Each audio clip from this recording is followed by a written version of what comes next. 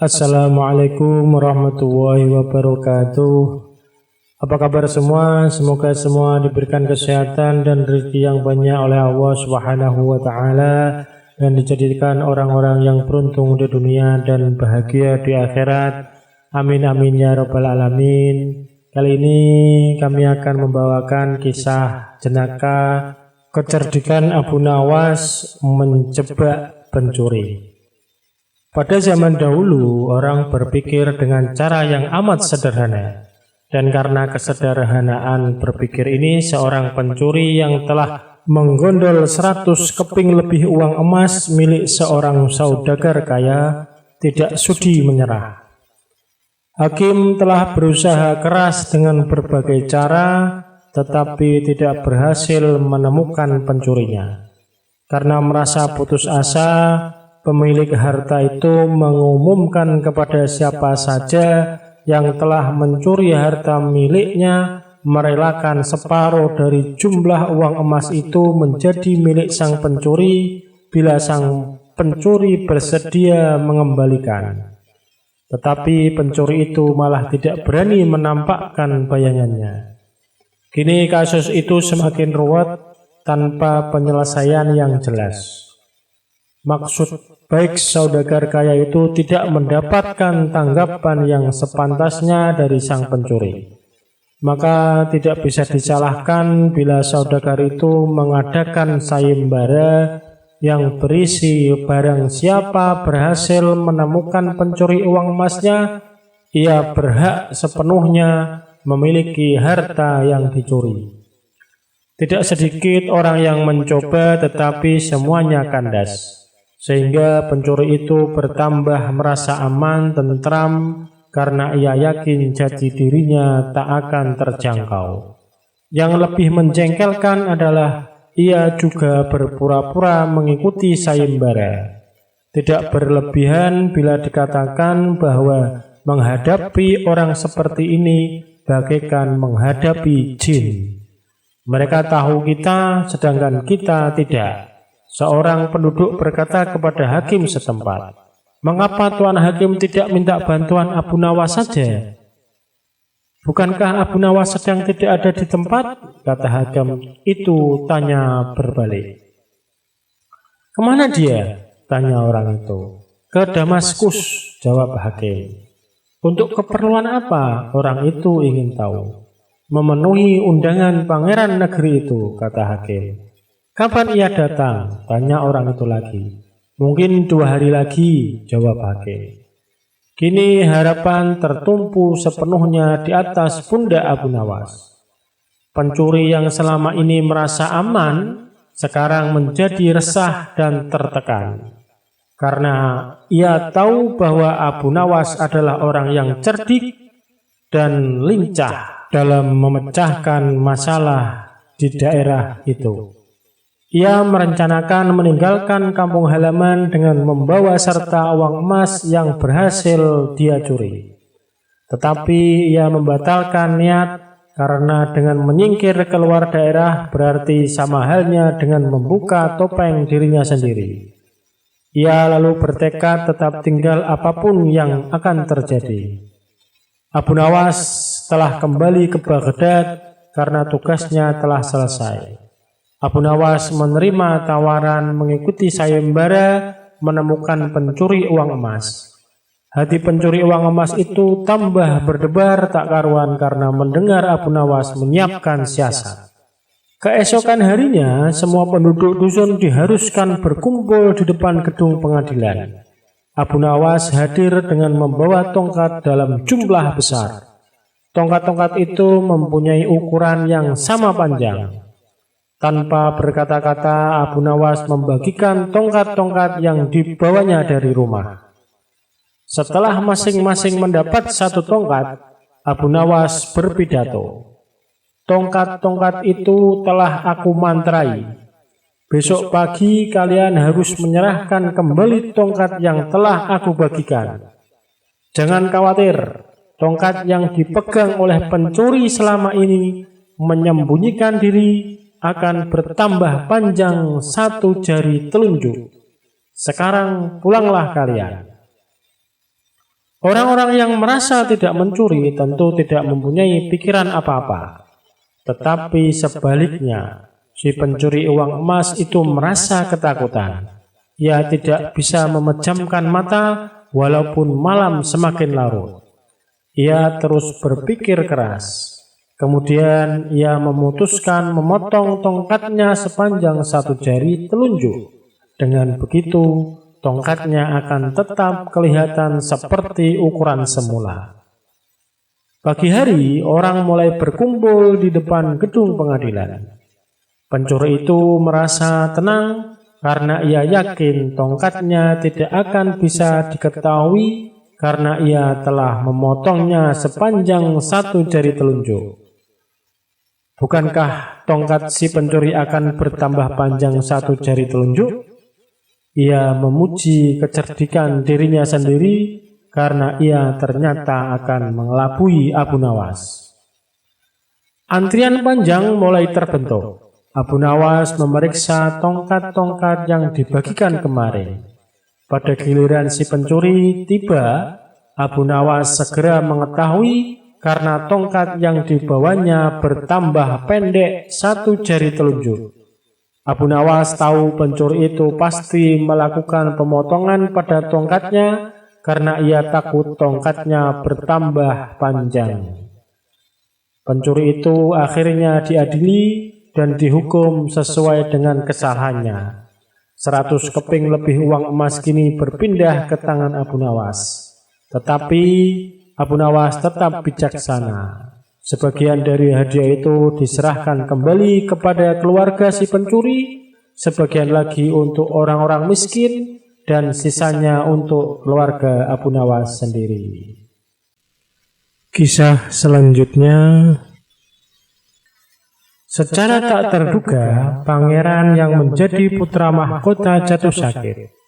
Sudah banyak tabib yang didatangkan untuk memeriksa dan mengobati, tapi tak seorang pun mampu menyembuhkannya. Akhirnya raja mengadakan sayembara. Sayembara boleh diikuti oleh rakyat dari semua lapisan, tidak terkecuali oleh para penduduk negeri tetangga. Sayembara yang menyediakan hadiah menggiurkan itu dalam waktu beberapa hari berhasil menyerap ratusan peserta. Namun tak satu pun dari mereka berhasil mengobati penyakit sang pangeran. Akhirnya sebagai sahabat dekat, Abu Nawas menawarkan jasa baik untuk menolong sang putra mahkota. Baginda Harun ar-Rasyid menerima usul itu dengan penuh harap. Abu Nawas sadar bahwa dirinya bukan tabib. Dari itu ia tidak membawa peralatan apa-apa. Para tabib yang ada di istana tercengang melihat Abu Nawas yang datang tanpa peralatan yang mungkin diperlukan. Mereka berpikir, mungkinkah orang macam Abu Nawas ini bisa mengobati penyakit sang pangeran? Sedangkan para tabib terkenal dengan peralatan yang lengkap saja tidak sanggup. Bahkan penyakitnya tidak terlacak. Abu Nawas merasa bahwa seluruh perhatian tertuju padanya, namun Abu Nawas tidak begitu memperdulikannya. Abu Nawas dipersilahkan memasuki kamar pangeran yang sedang terbaring. Ia menghampiri sang pangeran dan duduk di sisinya. Setelah Abu Nawas dan sang pangeran saling pandang beberapa saat, Abu Nawas berkata, "Saya membutuhkan seorang tua yang di masa mudanya sering mengembara ke pelosok negeri." Orang itu yang diinginkan Abu Nawas didatangkan. Sebutkan satu persatu nama-nama desa di daerah selatan, perintah Abu Nawas kepada orang tua itu. Ketika orang tua itu menyebutkan nama-nama desa bagian selatan, Abu Nawas menempelkan telinganya ke dada sang pangeran. Kemudian Abu Nawas memerintahkan agar menyebutkan bagian utara, barat, dan timur. Setelah semua bagian negeri disebutkan, Abu Nawas mohon agar diizinkan mengunjungi sebuah desa di sebelah utara. Raja merasa heran. "Engkau kuundang ke sini bukan untuk bertamasya." "Hamba tidak maksud bertamasya, Yang Mulia," kata Abu Nawas. "Tetapi aku belum paham," kata raja. "Maafkan hamba, Paduka Yang Mulia. Kurang bijaksana rasanya bila hamba jelaskan sekarang," kata Abu Nawas. Abu Nawas pergi selama 2 hari. Sekembali dari desa itu, Abu Nawas menemui sang pangeran dan membisikkan sesuatu, kemudian menempelkan telinganya ke dada sang pangeran. Lalu Abu Nawas menghadap raja. "Apakah Yang Mulia masih menginginkan sang pangeran tetap hidup?" tanya Abu Nawas. "Apa maksudmu?" raja balas bertanya. "Sang pangeran sedang jatuh cinta pada seorang gadis desa di sebelah utara negeri ini," kata Abu Nawas menjelaskan. "Bagaimana kau tahu?" "Ketika nama-nama desa di seluruh negeri disebutkan, tiba-tiba degup jantungnya bertambah keras ketika mendengarkan nama sebuah desa di bagian utara negeri ini, dan sang pangeran tidak berani mengutarakannya kepada baginda." "Lalu apa yang harus aku lakukan?" tanya raja. "Mengawinkan pangeran dengan gadis desa itu. Kalau tidak," tawar raja ragu-ragu, "cinta itu buta. Bila kita tidak berusaha mengobati kebutaannya, maka ia akan mati." Rupanya saran Abu Nawas tidak bisa ditolak. Sang pangeran adalah putra satu-satunya yang merupakan pewaris tunggal kerajaan. Abu Nawas benar. Begitu mendengar persetujuan sang raja, sang pangeran berangsur-angsur pulih. Sebagai tanda terima kasih, raja memberi Abu Nawas sebuah cincin permata yang sangat indah. Kisah selanjutnya, kisah jenaka Abu Nawas dengan judul Ketenangan Hati dalam Kesempitan. Sudah lama Abu Nawas tidak dipanggil ke istana untuk menghadap baginda. Abu Nawas juga sudah lama tidak muncul di kedai teh. Kawan-kawan Abu Nawas banyak yang merasa kurang bergairah tanpa kehadiran Abu Nawas. Tentu saja keadaan kedai tak semarak karena Abu Nawas si pemicu tawa tidak ada. Suatu hari ada seorang laki-laki setengah baya ke kedai teh menanyakan Abu Nawas. Ia mengeluh bahwa ia tidak menemukan jalan keluar dari masalah pelik yang dihadapi. Salah seorang teman Abu Nawas ingin mencoba menolong. "Cobalah utarakan kesulitanmu kepadaku, barangkali aku bisa membantu," kata kawan Abu Nawas. "Baiklah, aku mempunyai rumah yang amat sempit, sedangkan aku tinggal bersama istri dan ke-8 anak-anakku. Rumah itu kami rasakan terlalu sempit sehingga kami tidak merasa bahagia," kata orang itu membeberkan kesulitannya. Kawan Abu Nawas tidak mampu memberikan jalan keluar, juga yang lainnya, sehingga mereka menyarankan agar orang itu pergi menemui Abu Nawas di rumahnya saja. Orang itu pun pergi ke rumah Abu Nawas, dan kebetulan Abu Nawas sedang mengaji. Setelah mengutarakan kesulitan yang sedang dialami, Abu Nawas bertanya kepada orang itu, "Punyakah engkau seekor domba?" "Tidak, tetapi aku mampu membelinya," jawab orang itu. "Kalau begitu, belilah seekor dan tempatkan domba itu di dalam rumahmu," Abu Nawas menyarankan. Orang itu tidak membantah. Ia langsung membeli seekor domba seperti yang disarankan Abu Nawas. Beberapa hari kemudian orang itu datang lagi menemui Abu Nawas.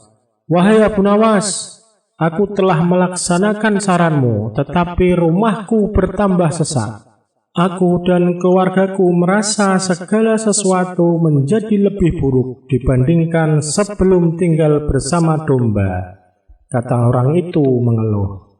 "Kalau begitu, belilah lagi beberapa ekor unggas dan tempatkan juga mereka di dalam rumahmu, kata Abu Nawas. Orang itu tidak membantah. Ia langsung membeli beberapa ekor unggas yang kemudian dimasukkan ke dalam rumahnya. Beberapa hari kemudian orang itu datang lagi ke rumah Abu Nawas. Wahai Abu Nawas, aku telah melaksanakan saran-saranmu dengan menambah penghuni rumahku dengan beberapa ekor unggas. Namun begitu aku dan keluargaku semakin tidak betah tinggal di rumah yang makin banyak penghuninya, kami malah merasa tersiksa, kata orang itu dengan wajah yang semakin muram. Kalau begitu, belilah seekor anak unta dan peliharalah di dalam rumahmu, kata Abu Nawas menyarankan. Orang itu tidak membantah. Ia langsung ke pasar hewan membeli seekor unta untuk dipelihara di dalam rumahnya. Beberapa hari kemudian orang itu datang lagi menemui Abu Nawas. Ia berkata, wahai Abu Nawas, tahukah engkau bahwa keadaan dalam rumahku sekarang hampir seperti neraka? Semuanya berubah menjadi lebih mengerikan daripada hari-hari sebelumnya. Wahai Abu Nawas, kami sudah tidak tahan tinggal serumah dengan binatang-binatang itu, kata orang itu putus asa. Baiklah, kalau kalian sudah merasa tidak tahan, maka jualah anak unta itu, kata Abu Nawas. Orang itu tidak membantah. Ia langsung menjual anak unta yang baru dibelinya. Beberapa hari kemudian Abu Nawas pergi ke rumah orang itu. Bagaimana keadaan kalian sekarang? Abu Nawas bertanya. Keadaannya sekarang lebih baik karena anak unta itu sudah tidak lagi tinggal di sini, kata orang itu tersenyum. Baiklah, kalau begitu sekarang juallah unggas-unggasmu, kata Abu Nawas. Orang itu tidak membantah. Ia langsung menjual unggas-unggasnya. Beberapa hari kemudian Abu Nawas mengunjungi orang itu. Bagaimana keadaan rumah kalian? Abu Nawas bertanya. Keadaan sekarang lebih menyenangkan karena unggas-unggas itu sudah tidak tinggal bersama kami, kata orang itu dengan wajah ceria. Baiklah kalau begitu, sekarang juallah domba itu, kata Abu Nawas. Orang itu tidak membantah. Dengan senang hati ia langsung menjual dombanya. Beberapa hari kemudian Abu Nawas bertamu ke rumah orang itu. Lalu ia bertanya, bagaimana keadaan rumah kalian sekarang? Kami merasakan rumah kami bertambah luas karena binatang-binatang itu sudah tidak lagi tinggal bersama kami, dan kami sekarang merasa lebih berbahagia daripada dulu. Kami mengucapkan terima kasih yang tak terhingga kepadamu, wahai Abu Nawas, kata orang itu dengan wajah berseri-seri. Sebenarnya batas sempit dan luas itu tertancap dalam pikiranmu. Kalau engkau selalu bersyukur atas nikmat dari Tuhan, maka Tuhan akan mencabut kesempitan dalam hati dan pikiranmu, kata Abu Nawas menjelaskan.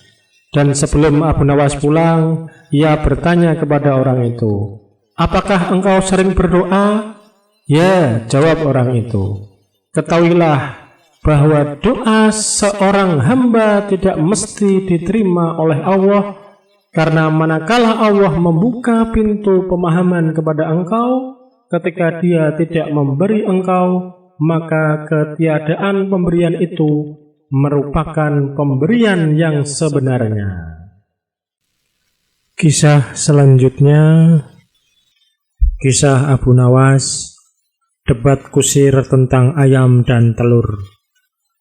Melihat ayam betinanya bertelur, Baginda tersenyum. Beliau memanggil pengawal agar mengumumkan kepada rakyat bahwa kerajaan mengadakan sayembara untuk umum. Sayembara itu berupa pertanyaan yang mudah tetapi memerlukan jawaban yang tepat dan masuk akal. Barang siapa yang bisa menjawab pertanyaan itu akan mendapatkan imbalan yang amat menggiurkan. 1 pundi penuh uang emas.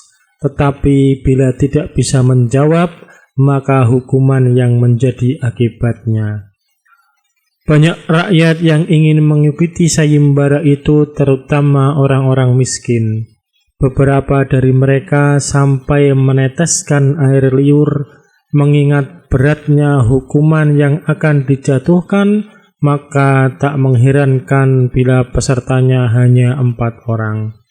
Dan salah satu dari peserta yang amat sedikit itu adalah Abu Nawas. Aturan main sayembara itu ada 2. Pertama, jawaban harus masuk akal. Kedua, peserta harus mampu menjawab sanggahan dari baginda sendiri. Pada hari yang telah ditetapkan, para peserta sudah siap di depan panggung. Baginda duduk di atas panggung. Beliau memanggil peserta pertama. Peserta pertama maju dengan tubuh gemetar.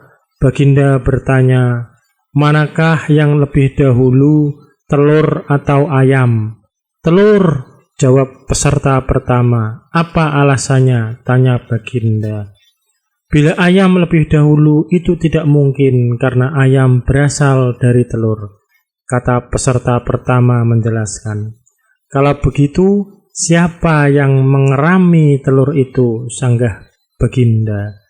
Peserta pertama pucat pasi, wajahnya mendadak berubah putih seperti kertas. Ia tidak bisa menjawab. Tanpa ampun ia dimasukkan ke dalam penjara. Kemudian peserta kedua maju. Ia berkata, "Paduka yang mulia, sebenarnya telur dan ayam tercipta dalam waktu yang bersamaan." "Bagaimana bisa bersamaan?" tanya baginda. "Bila ayam lebih dahulu, itu tidak mungkin karena ayam berasal dari telur. Bila telur lebih dahulu, itu juga tidak mungkin karena telur tidak bisa menetas tanpa dierami," kata peserta kedua dengan mantap. "Bukankah ayam betina bisa bertelur tanpa ayam jantan?" sanggah baginda memojokkan. Peserta kedua bingung, ia pun dijebloskan ke penjara. Lalu giliran peserta ketiga, ia berkata, "Tuanku yang mulia, sebenarnya ayam tercipta lebih dahulu daripada telur." "Sebutkan alasanmu," kata baginda. "Menurut hamba, yang pertama tercipta adalah ayam betina," kata peserta ketiga meyakinkan. "Lalu bagaimana ayam betina bisa beranak pinak seperti sekarang, sedangkan ayam jantan tidak ada?" kata baginda memancing. "Ayam betina bertelur tanpa ayam jantan. Telur dierami sendiri, lalu menetas dan menurunkan anak ayam jantan, kemudian menjadi ayam jantan dewasa dan mengawini induknya sendiri." Peserta ketiga berusaha menjelaskan. "Bagaimana bila ayam betina mati sebelum ayam jantan yang sudah dewasa sempat mengawininya?" Peserta ketiga pun tidak bisa menjawab sanggahan baginda. Ia pun dimasukkan ke penjara. Kini tiba giliran Abu Nawas. Ia berkata, "Yang pasti adalah telur dulu, baru ayam." "Coba terangkan secara logis," kata baginda ingin tahu. "Ayam bisa mengenal telur, sebaliknya telur tidak mengenal ayam," kata Abu Nawas singkat. Agak lama baginda raja merenung. Kali ini baginda tidak menyanggah alasan Abu Nawas. Kisah selanjutnya, kisah Abu Nawas membalas perbuatan raja. Abu Nawas hanya tertunduk sedih mendengarkan penuturan istrinya. Tadi pagi beberapa pekerja kerajaan atas titah langsung baginda raja membongkar rumah dan terus menggali tanpa bisa dicegah. Kata mereka, tadi malam baginda bermimpi bahwa di bawah rumah Abu Nawas terpendam emas dan permata yang tak ternilai harganya. Tetapi setelah mereka terus menggali, ternyata emas dan permata itu tidak ditemukan. Dan baginda juga tidak meminta maaf kepada Abu Nawas, apalagi mengganti kerugian. Inilah yang membuat Abu Nawas memendam dendam. Lama Abu Nawas memeras otak, namun belum juga ia menemukan muslihat untuk membalas baginda.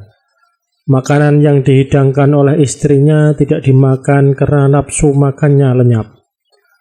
Malam pun tiba, namun Abu Nawas tetap tidak beranjak. Keesokan hari Abu Nawas melihat lalat-lalat mulai menyerbu makanan Abu Nawas yang sudah basi. Ia tiba-tiba tertawa riang. "Tolong ambilkan kain penutup untuk makananku dan sebatang besi," Abu Nawas berkata kepada istrinya. "Untuk apa?" tanya istrinya heran. "Membalas baginda raja," kata Abu Nawas singkat. Dengan muka berseri-seri Abu Nawas berangkat menuju istana. Setiba di istana, Abu Nawas membungkuk hormat dan berkata, "Ampun tuanku, hamba menghadap tuanku baginda hanya untuk mengadukan perlakuan tamu-tamu yang tidak diundang. Mereka memasuki rumah hamba tanpa izin dari hamba dan berani memakan makanan hamba." "Siapakah tamu yang tidak diundang itu, wahai Abu Nawas?" sergap baginda kasar. "Lalat-lalat ini tuanku," kata Abu Nawas sambil membuka penutup piringnya. "Kepada siapa lagi kalau bukan kepada baginda junjungan hamba mengadukan perlakuan yang tidak adil ini." "Lalu keadilan yang bagaimana yang engkau inginkan dariku?" "Hamba hanya menginginkan izin tertulis dari baginda sendiri agar hamba bisa dengan leluasa menghukum lalat-lalat itu." Baginda raja tidak bisa mengelakkan diri menolak permintaan Abu Nawas karena pada saat itu para menteri sedang berkumpul di istana. Maka dengan terpaksa baginda membuat surat izin yang isinya memperkenankan Abu Nawas memukul lalat-lalat itu dimanapun mereka hinggap. Tanpa menunggu perintah, Abu Nawas mulai mengusir lalat-lalat di piringnya hingga mereka terbang dan hinggap di sana-sini. Dengan tongkat besi yang sudah sejak tadi dibawanya dari rumah, Abu Nawas mulai mengejar dan memukuli lalat-lalat itu. Ada yang hinggap di kaca. Abu Nawas dengan leluasa memukul kaca itu hingga hancur, kemudian vas bunga yang indah, kemudian giliran patung hias, sehingga sebagian dari istana dan perabotannya remuk diterjang tongkat besi Abu Nawas. Bahkan Abu Nawas tidak merasa malu memukul lalat yang kebetulan hinggap di tempayan baginda raja. Baginda raja tidak berbuat apa-apa kecuali menyadari kekeliruan yang telah dilakukan terhadap Abu Nawas dan keluarganya. Dan setelah merasa puas, Abu Nawas mohon diri, barang-barang kesayangan baginda banyak yang hancur. Bukan hanya itu saja, baginda juga menanggung rasa malu. Kini ia sadar betapa kelirunya perbuatan semena-mena kepada Abu Nawas. Abu Nawas yang nampak lucu dan sering menyenangkan orang itu ternyata bisa berubah menjadi garang dan ganas serta mampu membalas dendam terhadap orang-orang yang mengusiknya. Abu Nawas pulang dengan perasaan lega. Istrinya pasti sedang menunggu di rumah untuk mendengarkan cerita apa yang dibawa dari istana. Abu Nawas mengecoh raja. Sejak peristiwa penghancuran barang-barang di istana oleh Abu Nawas yang dilegalisir oleh baginda, sejak saat itu pula baginda ingin menangkap Abu Nawas untuk dijebloskan ke penjara. Sudah menjadi hukum bagi siapa saja yang tidak sanggup melaksanakan titah baginda, maka tak disangsikan lagi ia akan mendapat hukuman. Baginda tahu Abu Nawas amat takut kepada beruang. Suatu hari baginda memerintahkan prajuritnya menjemput Abu Nawas agar bergabung dengan rombongan baginda Raja Harun ar-Rasyid berburu beruang. Abu Nawas merasa takut dan gemetar, tetapi ia tidak berani menolak perintah baginda. Dalam perjalanan menuju ke hutan, tiba-tiba cuaca yang cerah berubah menjadi mendung. Baginda memanggil Abu Nawas. Dengan penuh rasa hormat Abu Nawas mendekati baginda. "Tahukah mengapa engkau aku panggil?" tanya baginda tanpa sedikit pun senyum di wajahnya. "Ampun tuanku, hamba belum tahu," kata Abu Nawas. Kau pasti tahu bahwa sebentar lagi akan turun hujan, hutan masih jauh dari sini. Kau kuberi kuda yang lamban, sedangkan aku dan pengawal-pengawalku akan menunggang kuda yang cepat. Nanti pada waktu santap siang kita berkumpul di tempat peristirahatanku. Bila hujan turun, kita harus menghindari dengan cara kita masing-masing agar pakaian kita tetap kering.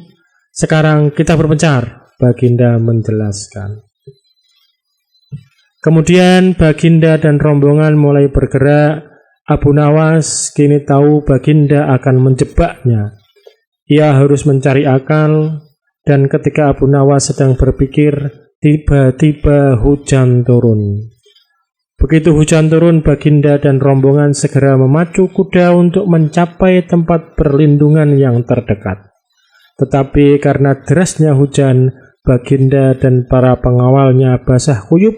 Ketika santap siang, tiba-tiba Baginda segera menuju tempat peristirahatan. Belum sempat baju Baginda dan para pengawalnya kering, Abu Nawas datang dengan menunggang kuda yang lamban. Baginda dan para pengawal terperangah karena baju Abu Nawas tidak basah. Padahal dengan kuda yang paling cepat pun tidak bisa mencapai tempat berlindung yang paling dekat. Pada hari kedua, Abu Nawas diberi kuda yang cepat yang kemarin ditunggangi Baginda Raja. Kini Baginda dan para pengawal-pengawalnya mengendari kuda yang lamban. Setelah Abu Nawas dan rombongan kerajaan berpencar, hujan pun turun seperti kemarin. Malah hujan hari ini lebih deras daripada kemarin. Baginda dan pengawalnya langsung basah kuyup karena kuda yang ditunggangi tidak bisa berlari dengan kencang. Ketika saat bersantap siang tiba, Abu Nawas tiba di tempat peristirahatan lebih dahulu dari Baginda dan pengawalnya. Abu Nawas menunggu Baginda Raja.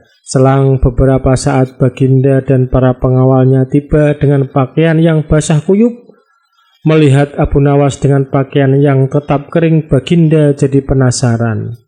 Beliau tidak sanggup lagi menahan keingintahuan yang selama ini disembunyikan. Terus terang, bagaimana caranya menghindari hujan, wahai Abu Nawas? Tanya Baginda. Mudah tuanku yang mulia, kata Abu Nawas sambil tersenyum. Sedangkan aku dengan kuda yang cepat tidak sanggup mencapai tempat berteduh terdekat, apalagi dengan kuda yang lamban ini, kata Baginda.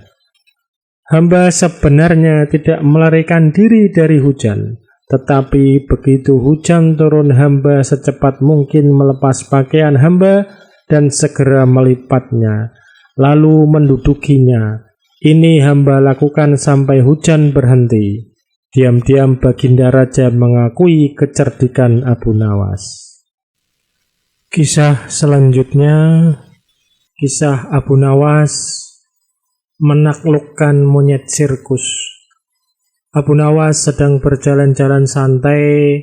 Ada kerumunan massa. Abu Nawas bertanya kepada seorang kawan yang kebetulan berjumpa di tengah jalan. Ada kerumunan apa di sana? Kata Abu Nawas. Pertunjukan keliling yang melibatkan monyet ajaib. Apa maksudmu dengan monyet ajaib? Kata Abu Nawas ingin tahu. Monyet yang bisa mengerti bahasa manusia, dan yang lebih menakjubkan adalah monyet itu hanya mau tunduk kepada pemiliknya saja, kata kawan Abu Nawas menambahkan. Abu Nawas makin tertarik.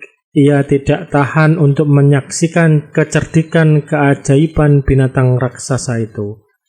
Kini Abu Nawas sudah berada di tengah kerumunan para penonton. Karena begitu banyak penonton yang menyaksikan pertunjukan itu, sang pemilik monyet dengan bangga menawarkan hadiah yang cukup besar bagi siapa saja yang sanggup membuat monyet itu mengangguk-angguk. Tidak heran bila banyak di antara penonton mencoba maju satu persatu. Mereka berupaya dengan beragam cara untuk membuat monyet itu mengangguk-angguk, tetapi sia-sia. Monyet itu tetap menggeleng-gelengkan kepala. Melihat kegigihan monyet itu, Abu Nawas semakin penasaran.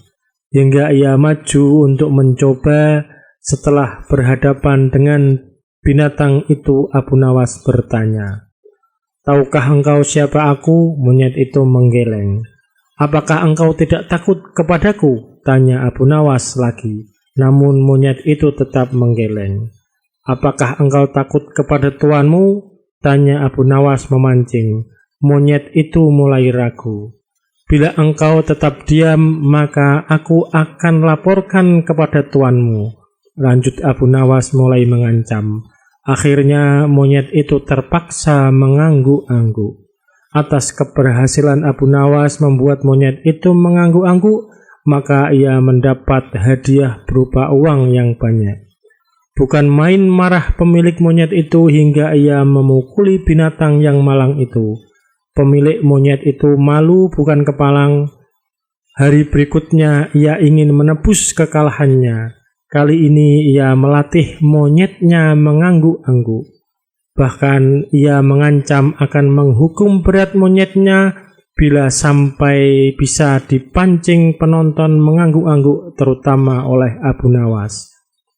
Tak peduli apapun pertanyaan yang diajukan, saat-saat yang dinantikan tiba. Kini para penonton yang ingin mencoba harus sanggup membuat monyet itu menggeleng-gelengkan kepala.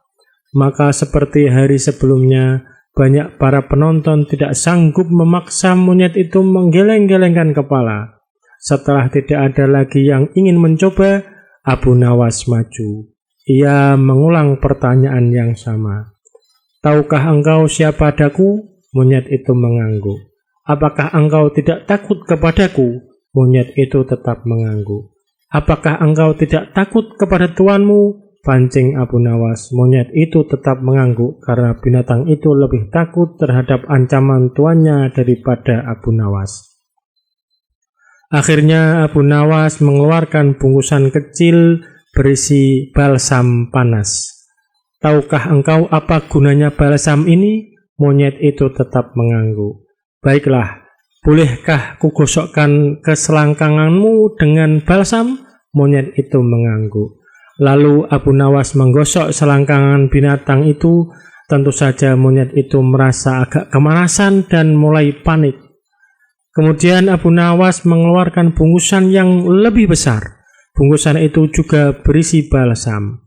"Maukah engkau bila balsam ini kuhabiskan untuk menggosok selangkanganmu?"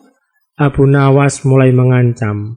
Monyet itu mulai ketakutan dan rupanya ia lupa ancaman tuannya sehingga ia terpaksa menggeleng-gelengkan kepala sambil mundur beberapa langkah.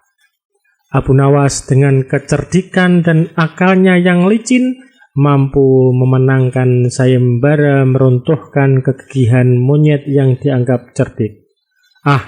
Jangankan seekor monyet, manusia paling pandai saja bisa dikecoh oleh Abu Nawas.